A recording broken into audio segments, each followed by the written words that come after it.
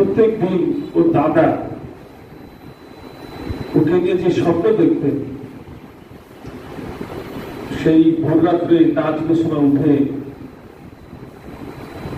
দাদা আমাদের অত্যন্ত শ্রদ্ধাভাজন।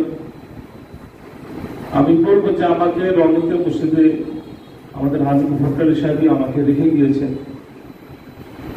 ওর দাদা আজকের দিনে থাকতেন, কি পরিবার খুশি হতেন এটা ভাষায় ব্যক্ত করার মতো না।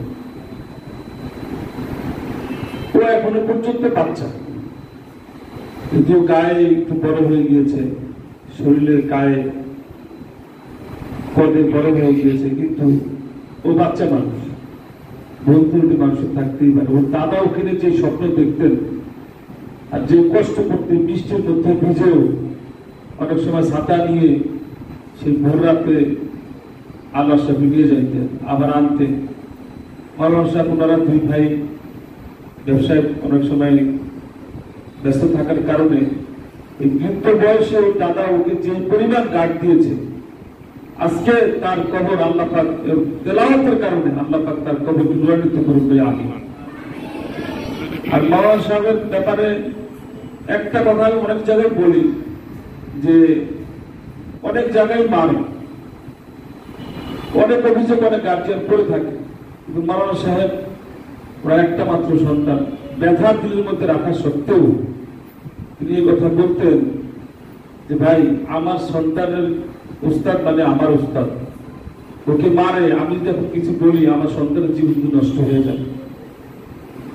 একজন আলেম হয়ে এইভাবে বরদাস্ত করা, একটা মাত্র সন্তান, ছাদে গেলে পড়ে যাবে, অটোতে বসলে পাশে বসতে দেন, এতটা কেয়ার করে রাখার পরেও সন্তান যখন মারে তখন দিলে ব্যথা লাগে, তারপরেও সবকিছুকে হজম করে তিনি উস্তাদ তার সন্তানের উস্তাদ বা নিজের উস্তাদকে এই ইচ্ছা দিতে যে কিছুই কখনো বলতেন, কখনোই বলতেন যে মানলো কেন।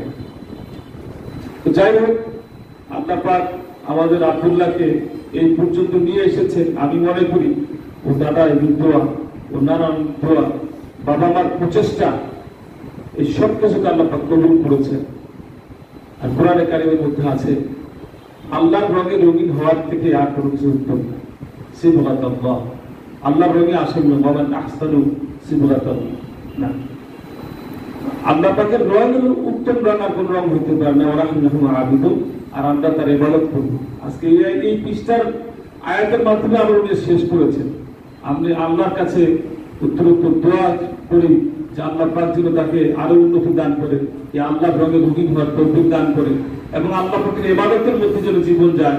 যেহেতু এই পৃষ্ঠার মাধ্যমে তিনি শেষ করেছেন, আল্লাহ পাক যেন তার মধ্যে এই পৃষ্ঠার যে সমস্ত আয়াতগুলো আছে, খাস করে আল্লাহর রঙের কথা যেটা আছে, এই রঙে যেন রঙিন হতে পারে, আমি তার জন্য দোয়া ও সর্বাঙ্গীন মঙ্গল কামনা করছি। আল্লাহ পাক আমাদের সকলকে এইভাবে দিনের লাইনে উন্নতি হওয়ার তৌফিক দান করুন। আমি ওয়া আখিরু দাওয়ানা আলহামদুলিল্লাহি রাব্বিল আলামিন।